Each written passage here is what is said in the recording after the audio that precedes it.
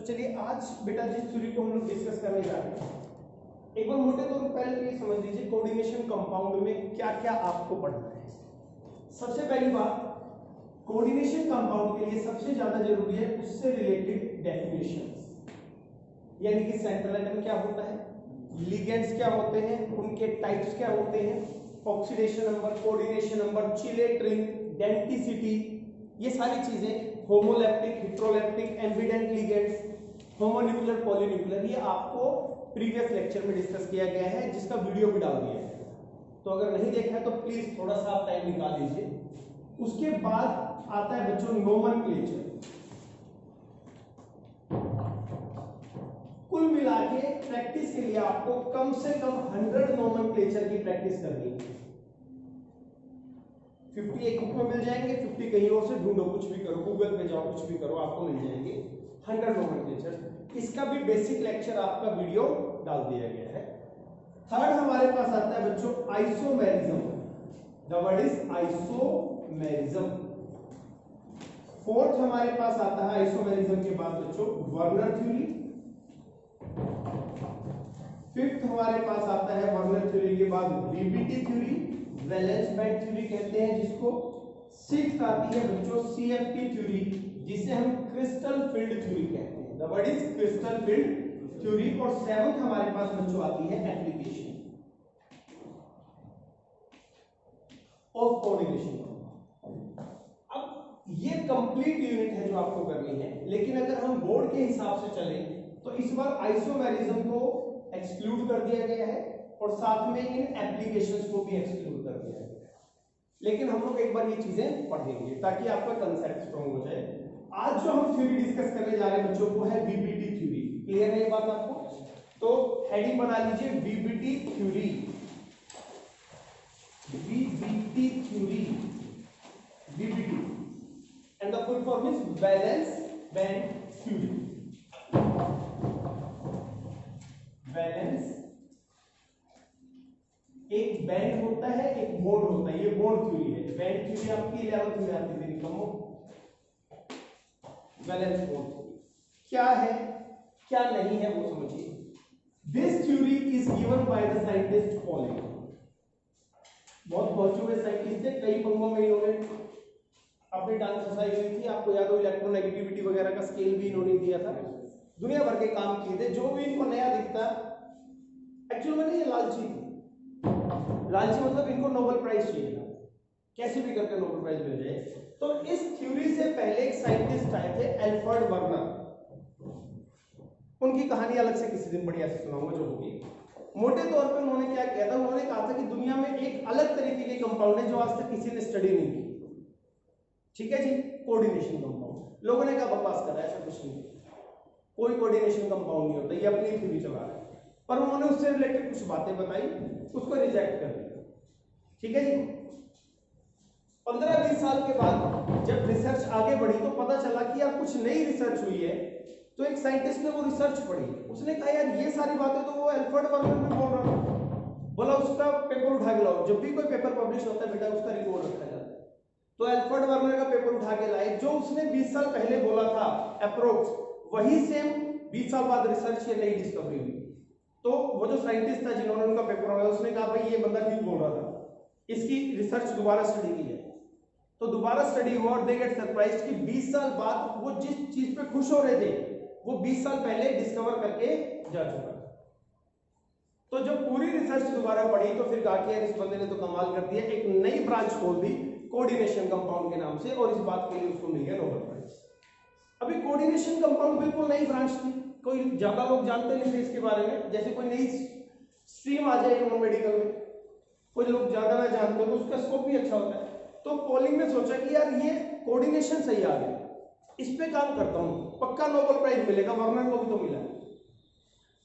तो उसने खूब साल लगा दिए कोऑर्डिनेशन कंपाउंड और तब जाके एक theory the, valence bond theory. But किस्मत ये है कि उसको फिर भी नोबेल प्राइज मिला।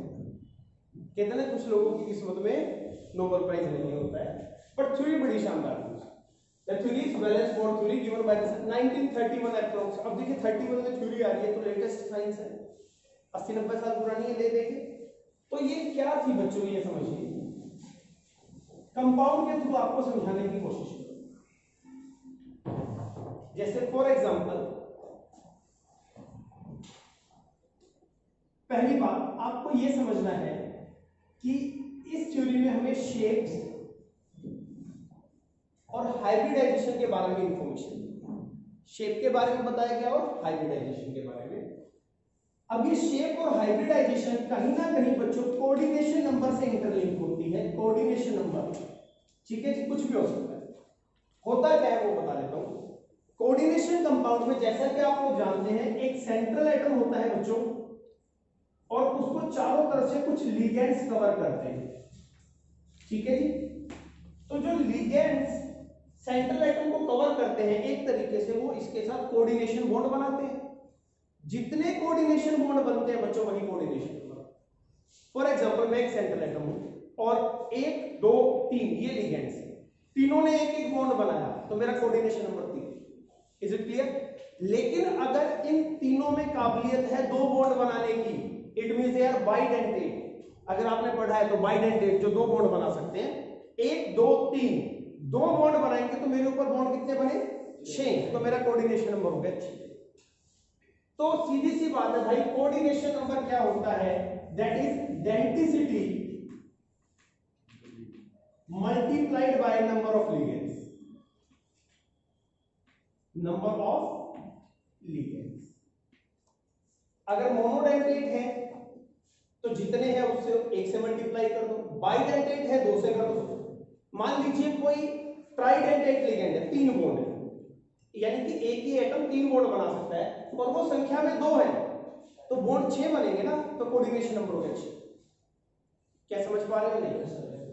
अगर कोई लिगेंड 6 बॉन्ड बना सकता है और वो 2 है, 12 बॉन्ड बनेंगे, तो कोऑर्डिनेशन नंबर 12। तो इस तरीके से बच्चों अलग अलग कोऑर्डिनेशन नंबर आ सकता है। तो समझिएगा, जो उन्होंने स्टडी किया उन्होंने कहा कि भाई अगर कोऑर्डिनेशन नंबर 2 है, ठीक है, 3 है, 4 है, 5 है, 6।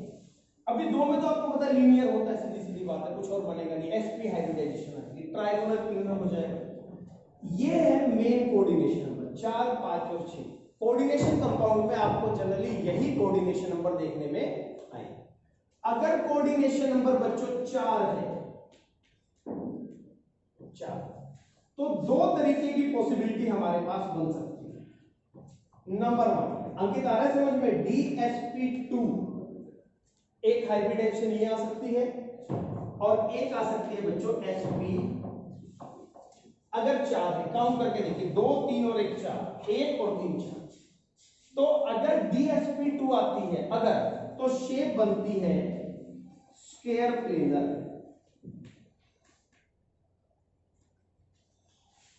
और अगर आती है ये तो शेप बनती है टेट्राहेड्रल।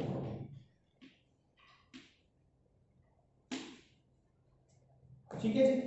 ऐसे ही बच्चों कोऑर्डिनेशन नंबर कभी 5 भी आ सकता है, it can also be 5। In that case shape जो बनेगी that is trigonal bipyramidal. Trigonal bipyramidal. अगर कोऑर्डिनेशन नंबर 6 आ जाए, 6 से ज्यादा नहीं आता जनरली क्योंकि आपकी जो ऑक्टाहेड्रल शेप मैक्सिमम होती है, तो भी 2 हाइब्रिडाइजेशन हो सकती है। Number 1 D2sp3, number 2 sp3d2। इनमें क्या फर्क है वो मैं आपको थ्योरी के दौरान बताऊंगा। लेकिन इन दोनों ही हाइब्रिडाइजेशन में बच्चों जो शेप बनती है उसका नाम होता है ऑक्टाहेड्रल शेप।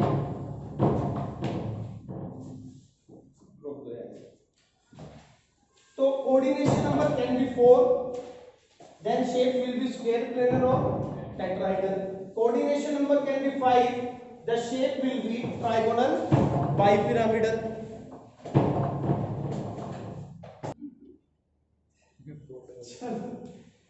चलिए, तो किस तरीके के क्वेश्चन आते हैं पहले ये समझ गया कि भाई हाइब्रिडाइजेशन और कोऑर्डिनेशन नंबर का आपस में क्या रिलेशन होता है। अब यहां पे एक चीज और समझिए बेटा कि जो लिगेंड्स होते हैं they are of 2 different types. One is called strong ligand, another one is called weak ligand. कमजोर और ताकत. स्ट्रॉन्ग लिगेंड्स को याद करने का तरीका है, पहले वीक को देख लो ज्यादा अच्छा रहेगा. वीक के लिए है हेलो SHO.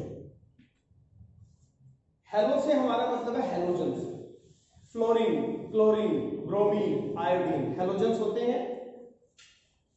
फ्लोरीन, क्लोरीन यानी कि वी हैव टू से फ्लोराइड, क्लोराइड. लिगेंड्स होंगे तो नेगेटिव आएगा, ब्रोमाइड और आयोडाइड.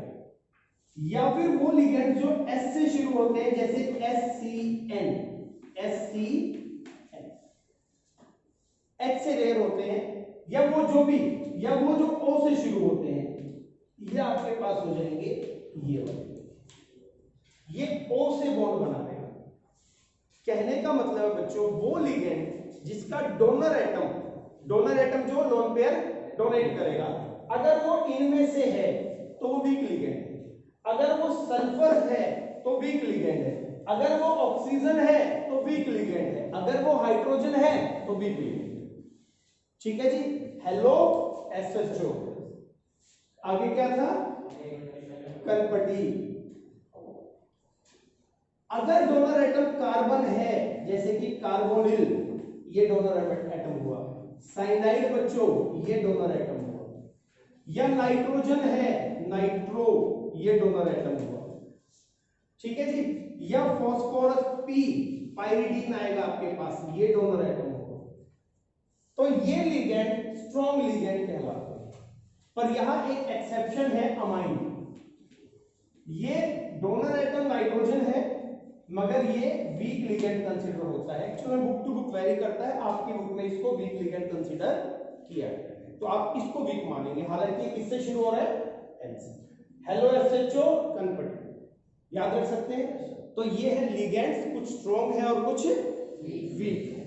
तो इस कहानी को समझने के बाद अब हम आ जाते हैं कि भाई VBT थ्योरी क्या है और किस तरीके के सवाल आपसे पूछ लिए जा सकते हैं. तो क्वेश्चन के हिसाब से अगर हम चलें तो सबसे पहले यही ले लेते हैं क्वेश्चन. फॉर एग्जांपल, किसी ने आपको एग्जाम में दिया निकल टेट्रा कार्बोनिल. CO को कार्बोनिल कहा जाता है. तो सबसे पहले आपका काम होगा निकल का एटॉमिक नंबर जानना. अगर हम थोड़ा सा ध्यान दें, टी, व, कर, मन, पी, को, नी, कु, जन. ठीक है जी. 21, 22, 23, 24, 25, 26, 27, 28, 28 आ गए एटॉमिक नंबर. तो what you have to do, आपको निकल का एटॉमिक नंबर लिखकर उसकी कॉन्फ़िगरेशन लिखनी है. हो सकता है? शुरू करें.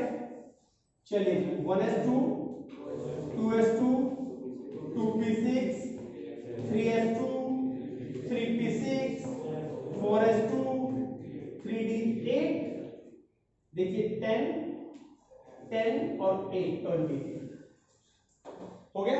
पहला काम, सेंट्रल एटम का एटॉमिक नंबर ढूंढकर उसकी इलेक्ट्रॉनिक कॉन्फ़िगरेशन लिख दीजिए. कोई प्रॉब्लम नहीं. नंबर 2, इस सेंट्रल एटम पर चार्ज फाइंड आउट करना है. अब ये दो तरीके से पता चलता है. एक तो यहां अगर कोई चार्ज है तो वो देखना है, और साथ में ये, और इनका रिजल्टेंट ये हो. तो फॉर एग्जांपल अभी ये न्यूट्रल है क्योंकि यहां पे कोई चार्ज नहीं है. और याद रखना है धीरे धीरे, हालांकि पहले डिस्कस हो चुका है, कार्बोनिल भी बच्चों न्यूट्रल होता है, कोई चार्ज नहीं. तो अगर ना यहां कोई चार्ज, ना यहां कोई चार्ज, तो ना यहां कोई चार्ज. सीधी सी बात है, क्योंकि काटने पीटने के लिए कुछ बचा ही नहीं अपने पास. यानी इस बार मुझे निकल की ही कॉन्फ़िगरेशन चाहिए, उसके ऊपर कोई चार्ज नहीं. क्लियर है? कैसे पता चला? इसके चार्ज की हेल्प से. दूसरी बात, कार्बोनिल जो है ये मोनोडेंटेट लिगेंड है, एक बॉन्ड बनाता है. तो बताइए इस पे कितने बॉन्ड बनेंगे?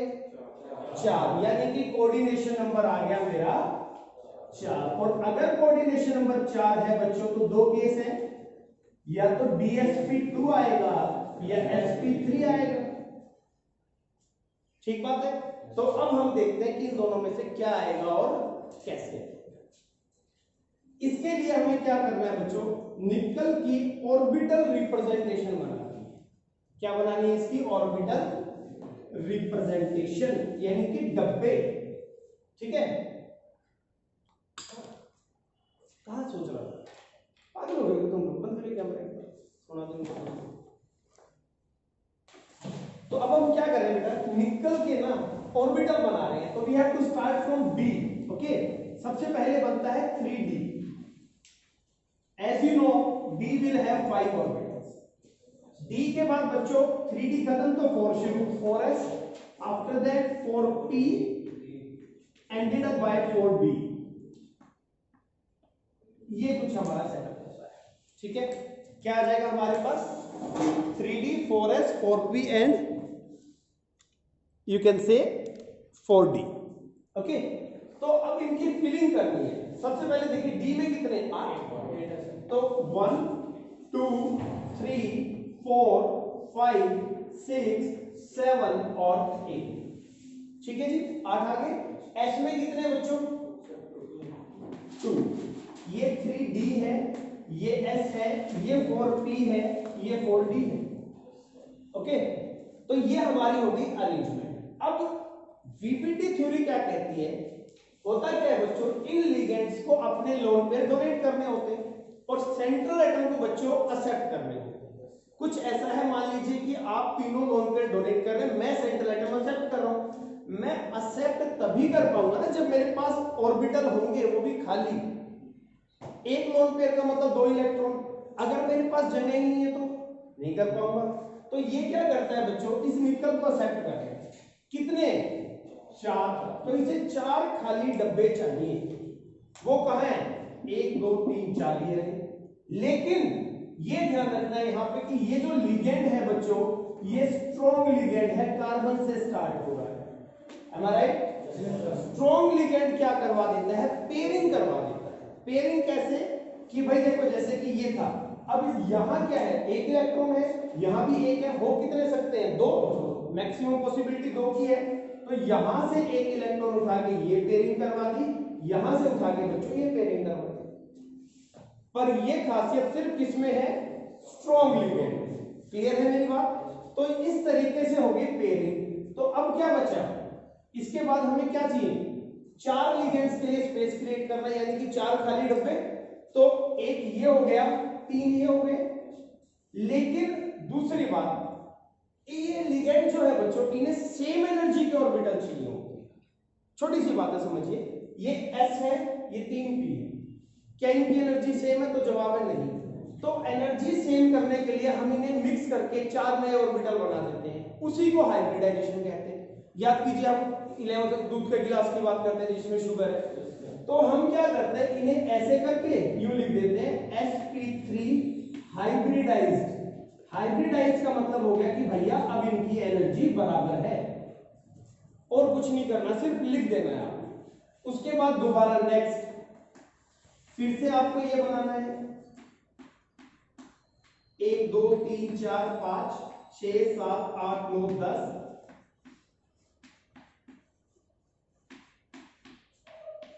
डी की जरूरत पड़े ना पड़े बनाने की प्रैक्टिस करना। तो जी ये हो गए थे हाइब्रिडाइज हमारे। 4 खाली डब्बे चाहिए थे। क्यों चाहिए थे? 4 लिगेंड है, वो क्या करेंगे? लोन पेयर देंगे, हमें उन्हें रखना है।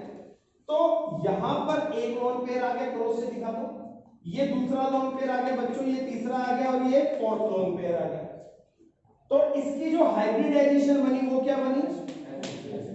sp3 अगर बनेगी तो शेप क्या आएगी? टेट्राहेड्रल। याद कीजिए sp3 में क्या शेप जाती है? Tetrahedral shape. तो एक क्वेश्चन फर्स्ट आता है, what is the hybridization? Answer आ गया sp3। दूसरा क्वेश्चन शेप क्या होगी? आंसर आ गया टेट्राहेड्रल। तीसरा क्वेश्चन आता है, इसकी मैग्नेटिक प्रॉपर्टी क्या है? मैग्नेटिक प्रॉपर्टी मोटे तौर पे 2 होती है, पैरामैग्नेटिक के डायमैग्नेटिक।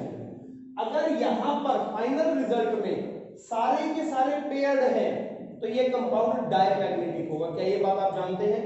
तो this compound by nature is diamagnetic compound. और जो भी डायमैग्नेटिक कंपाउंड होते हैं उनका मैग्नेटिक मोमेंट 0 होता है। क्यों? क्योंकि मैग्नेटिक मोमेंट का याद कीजिए फॉर्मूला होता है under the root n into n plus 2, ये हमारा फॉर्मूला है। अब n होता है अनपेयर्ड, हाउ मेनी अनपेयर्ड? 0, 0 रखेंगे तो आपकी वैल्यू भी क्या आ जाएगी यहाँ पर? 0। This is the way to attempt this question. मैं 6 क्वेश्चन ऐसे करवाऊंगा, कुल मिला के 15-20 क्वेश्चन होंगे, बात करना मुझे। क्या पहला क्वेश्चन कुछ हद तक समझ में आया? पहली बात करना क्या है, सेंट्रल एटम का एटॉमिक नंबर फटाक से याद आना चाहिए, उसकी सही कॉन्फ़िगरेशन आनी चाहिए। तीसरी बात, उस पे चार्ज ढंग से निकालना है। जरूरी नहीं है हर बार 0 आएगा, हो सकता है +2 आ जाए, हो सकता है +3 आ जाए। तो अगर यहां +2 आता, अगर इफ, तो 2 इलेक्ट्रॉन निकालने पड़ते निकल से, तो वो 2 इलेक्ट्रॉन हमेशा पहले S से जाते हैं, ये हमेशा ध्यान रखना। लिखने में D बाद में आता है, लेकिन इलेक्ट्रॉन जाते हैं आउटर मोस्ट से, 3 के बाद 4 आता है बच्चों, तो 4 में से इलेक्ट्रॉन, यानी कि अगर ये पॉजिटिव होता ना तो मैं पता है क्या करता, मैं ये 2 इलेक्ट्रॉन निकाल के इसको 0 लिख देता है, ये ध्यान रखना। और अगर 3 निकालने होते फिर यहां से निकालता है, 4 निकालने होते तो यहां से निकालता, और मान लीजिए 1 निकालना होता तो सिर्फ यहां से, 2 यहां से, तीसरा यहां से, चौथा भी यहां से, फिर तो सारे यहां से। ठीक है जी। उसके बाद में देखता है कि जो मेरा लिगेंड है वो स्ट्रॉन्ग है कि वीक। अगर वो लिगेंड मुझे लगता है स्ट्रॉन्ग है तो जितनी पेयरिंग हो सकती है मैं वो करवा दूंगा। क्लियर है? पक्का? और अगर वीक होता तो जैसे है वैसे ही छोड़ देता, छेड़ता ही नहीं उनको, वीक लिगेंड पेयरिंग नहीं करवाता कुछ। और फिर मैं देखता कि मेरे सेंट्रल एटम का कोऑर्डिनेशन नंबर कितना है भैया, 4 है कि 6 है। अगर 6 है तो मुझे 6 डब्बे चाहिए, 4 है तो मुझे 4 डब्बे चाहिए, 5 है तो मुझे 5 डब्बे चाहिए। तो जहां तक मेरे इलेक्ट्रॉन भरे होते, चाहे वो पूरे भरे होते चाहे ऐसे होता, अब मैं इसको काउंट नहीं कर सकता क्योंकि लोन पेयर को तो बिल्कुल खाली डब्बा चाहिए। क्लियर है ये बात? वो तो 2 इलेक्ट्रॉन है बच्चों। मान लीजिए मुझे यहां से 6 चाहिए आगे, तो मैं 1 2 3 4 5 6 ये लेके चलता। तो मैंने क्या लिया, एक S लिया, 3 P लिए बच्चों, 2 D लिए, sp3d2 बन जाता, हाइब्रिडाइजेशन, शेप विल बी ऑक्ट्राइड। और अगर एक अनपेयर्ड होता कंपाउंड विल बी पैरामैग्नेटिक, और मैं यहां एक लिखता तो आंसर विल बी रूट 3 करके दिखाऊंगा मैं क्वेश्चन। लेकिन अगर मान लीजिए कभी ऐसी सिचुएशन आ जाए कि ये 2 खाली हो बाय चांस, पेयरिंग के बाद कुछ भी हो सकता है, तो मैं फिर ये 2 लेके चलता। तो मैं क्या करता, मान लीजिए मुझे 6 चाहिए तो D2sp3 मैं ये लेके चलता। मतलब मुझे ब्लैंक नहीं छोड़ना है। अगर एक इलेक्ट्रॉन, देखिए अगर 2 है तो फिर हम कुछ कर ही नहीं सकते, 1 है तो भी छोड़ दो, खाली है तो उसको ले लो कि भाई अब तेरे को लोन पे रखेंगे भैया। तो 6 रखते हैं ना, 1 2 3 4 5 6। अब हाइब्रिडेशन बन गई D2sp3। अगर ये ना हो तो sp3d2, ये फर्क। अगर अंदर वाला D लिया जाता है बच्चों तो हम कहते हैं इनर ऑर्बिटल कॉम्प्लेक्स। 2 ऑर्बिटल माने जाते हैं, 3D को इनर, 4D को आउटर। तो अगर यहां वाले D लिए तो आउटर ऑर्बिटल, यहां वाले D लिए बच्चों तो इनर ऑर्बिटल। क्या मेरी बात समझ में आई? अंदाजा लग रहा है क्या होने वाला है? चलिए नेक्स्ट क्वेश्चन अटेम्प्ट करते हैं फिर इसमें।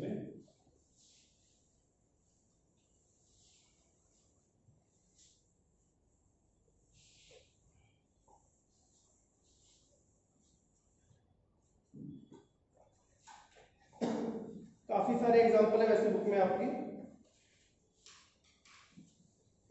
नॉर्मल लिगेंड का क्वेश्चन लेके चलते हैं, वीक लिगेंड जिसको हम बोलते हैं।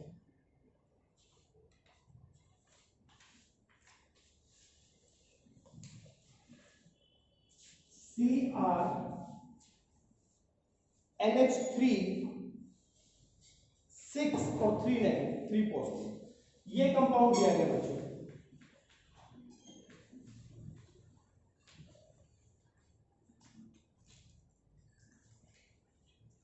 ठीक है, सबसे पहली बात सेंट्रल एटम कौन है? क्रोमियम का एटॉमिक नंबर, बिना कुछ किए क्रोमियम का एटॉमिक नंबर लिख के इसकी कॉन्फ़िगरेशन लिख दीजिए आप, that is 1s2 2s2 2p6 3s2 शाबाश 3p6 4s1 3d5। Exceptional configuration, गधे हो तुम लोग बिल्कुल। कॉपर क्रोमियम 2 ही तो थे, भूल गए इतनी जल्दी? नहीं आता था special case half field fully field वाला, तो ये हाफ फील्ड वाली है बच्चों, ऐसे भूलोगे तो कैसे चलेगा काम। दूसरी बात, अब आपको क्रोमियम के ऊपर का चार्ज निकालना है। अमाइन जो है, अमाइन एक न्यूट्रल लिगेंड है, इसका मतलब यहां चार्ज 0 होगा। क्या ये दिखाई दे रहा है अच्छे से आपको? चार्ज क्या आ जाएगा आपके पास? 0। ठीक है जी। तो फिर क्रोमियम पे क्या चार्ज आना चाहिए सोचिए, +3। तो यहां पर जो क्रोमियम है बच्चों, वो क्रोमियम ना होकर के Cr3 पॉजिटिव है, तो क्या कर देंगे हम लोग? Cr3 पॉजिटिव कर। अपन इसकी कॉन्फ़िगरेशन लिखेंगे अब। तो इसकी और इसकी कॉन्फ़िगरेशन में क्या फर्क होगा बताइए? 3 इलेक्ट्रॉन निकाल देंगे, तो पहला कहां से जाएगा और अगले दो कहां से जाएंगे? तो यही कॉन्फ़िगरेशन कुछ ऐसे बनेगी, 1s2 2s2 2p6 3s2 3p6 और 3d3 हो जाएगा आपके पास। आगे मेरी बात समझ में? बालों को अच्छे से बांध, 1 घंटे से उठ रहे हैं, बिल्कुल ढंग से बांधूंगा, बिल्कुल अच्छे से कर। 1 घंटा हो गया उनको। 1s2 2s2 2p6 3s2 3p6 3d3। ठीक है, समझ पा रहे हो बात को? तो अभी क्या करना है बच्चों, पहले मैं ये बनाऊंगा ऑर्बिटल रिप्रेजेंटेशन और फिर ये बनाऊंगा। समझ पा रहे हैं इस बात को? ये ऑर्बिटल रिप्रेजेंटेशन आपके पास रहेगी। चलिए अब क्या करते हैं, इसका ऑर्बिटल रिप्रेजेंटेशन बनाते हैं।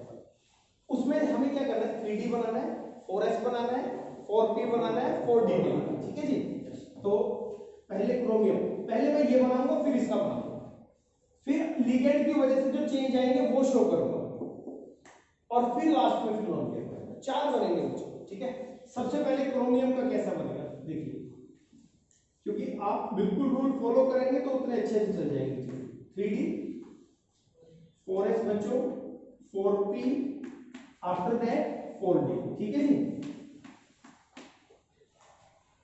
इसको भरना है बेटा 1 2 3 4 5। ठीक है, 3d ऊपर वाला भर रहा हूं मैं पहले, उसके बाद 4s बचा। 2 चीजें हो गई क्लियर, बाकी तो खाली है छोड़ दो, पर लिख दो 3d 4s 4p 4d। After that मुझे क्या करना पड़ेगा? Chromium 3 positive, what I have to do? 3 electrons remove, एक यहां से 2 यहां से।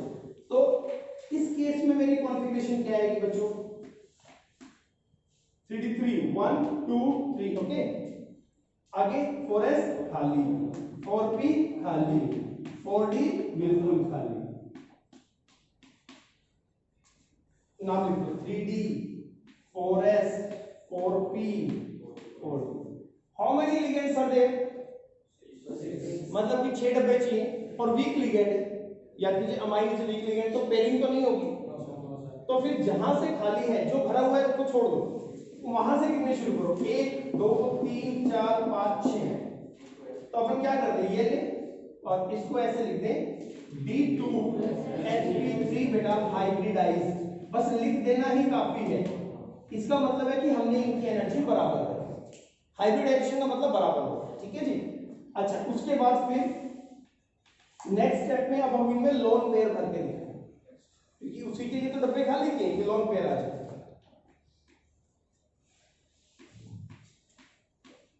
यहां ऑलरेडी 3 इलेक्ट्रॉन्स हैं, 2 loan, 1 lone pair 2 electron lone pair,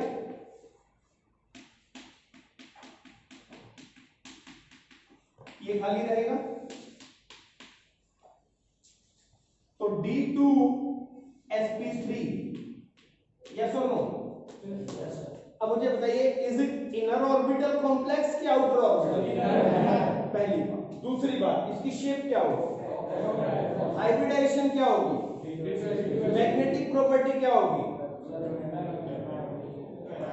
paramagnetic. Magnetic moment की वैल्यू क्या होगी?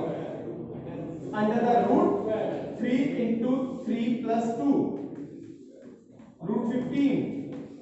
इसे बोहर मैग्नेट्रॉन कहते हैं बच्चों। तो this is the way to attempt your question. ये है आपकी वीबीटी थ्योरी। वो आपसे हाइब्रिडाइजेशन पूछेगा बेटा, वो आपसे शेप पूछेगा, मैग्नेटिक प्रॉपर्टीज पूछेगा, मैग्नेटिक मोमेंट पूछेगा। आपको कोऑर्डिनेशन नंबर का ध्यान रखना है, चार्ज का ध्यान रखना है, लिगेंड वीक है कि स्ट्रांग है वो ध्यान रखना है, पेयरिंग प्रॉपर हुई कि नहीं होनी है कि नहीं होनी है, सब ध्यान रखना है। उसके बाद ही आपका पूरा सेटअप तैयार होगा, और अगर सेटअप हो गया आंसर फटाक से। ठीक है, इतनी बात आ रही है समझ में? तो चलिए क्वेश्चन अटेम्प्ट कीजिए। अगर हमारे पास ये कंपाउंड आ जाए बेटा, सबसे पहले we have to find out the atomic number of iron, that is 26। तो कॉन्फ़िगरेशन क्या बनेगी, 1s2 2s2 2p6 3s2 3p6 4s2। क्या यहां तक सबका ठीक है? अब यहां 0 है बच्चों, यहां भी 0 है, तो यहां भी 0 होगा, कोई गड़बड़ तो नहीं है? यानी मुझे इसमें से कोई इलेक्ट्रॉन निकालने की जरूरत नहीं है, तो मैं एज इट इज इसकी रिप्रेजेंटेशन कर दूं। तो आयरन की रिप्रेजेंटेशन का मतलब समझ गए ना, वो ऑर्बिटल्स की फॉर्म में ऐसे 5 डब्बे बनाने हैं तो 4 लाइन खींच दिया करो, जितने बनाने हैं 1 लाइन कम कर दिया करो। जैसे 5 बनाने, 1 2 3 4, तो जी 3d6 1 2 3 4 5 और 1 6, ठीक है। 4s2 बच्चों, ये 3d है, ये 4s है, ये 4p है और ये 4d है। इसके बाद हमें ये देखना है कि क्या हमारा लिगेंड स्ट्रॉन्ग लिगेंड है। हेलो एसएचओ ने कनपट्टी पे मारा, C से स्टार्ट है तो स्ट्रॉन्ग लिगेंड है, N से स्टार्ट है तो स्ट्रॉन्ग लिगेंड है, P से स्टार्ट है तो स्ट्रॉन्ग लिगेंड है। तो स्ट्रॉन्ग लिगेंड क्या करवा देंगे, पेयरिंग। अभी पेयरिंग यहां से शुरू करो, पेयरिंग यहां से, इसे उठाओ यहां रख दो, इसे उठाओ यहां रख दो, इसे उठाओ यहां रख दो, मैक्सिमम पेयरिंग करवानी है बच्चों। तो जब हमने ये पेयरिंग की तो हमारे पास एक ऑर्बिटल यहां बच गया। अब नेक्स्ट हमें देखना है इसका कोऑर्डिनेशन नंबर कितना है, 5, क्योंकि कार्बोनिल सिंगल बॉन्ड बनाता है, 5 कार्बोनिल है, वी हैव 5 कोऑर्डिनेशन नंबर। तो अपने को 5 खाली डब्बे चाहिए, 1 2 3 4 5, am I right? करेंगे क्या, इनकी हाइब्रिडाइजेशन दिखा देंगे। हाइब्रिडाइजेशन क्यों, क्योंकि हमें ये सब इक्वल एनर्जी के चाहिए, तो दैट विल बी DsP। तो नेक्स्ट में हम फाइनल शेप कैसे बनाएंगे, इस तरीके से, यहां लोन पेयर दिखा देंगे, सॉरी यहां लोन पेयर दिखाएंगे बेटा, यहां लोन पेयर दिखाएंगे, और उसके बाद फिर ये हो गया हमारा DsP, ये हो गए हमारे लिगेंड्स के एम्प्टी ऑर्बिटल जहां हम अपना लोन पेयर देंगे। तो DsP3 हाइब्रिडाइजेशन आगे shape will be trigonal bipyramidal, trigonal bipyramidal. उसके बाद अगर मैं बात करूं मैग्नेटिक मोमेंट की, तो डायमैग्नेटिक कंपाउंड, क्योंकि all of them are pair.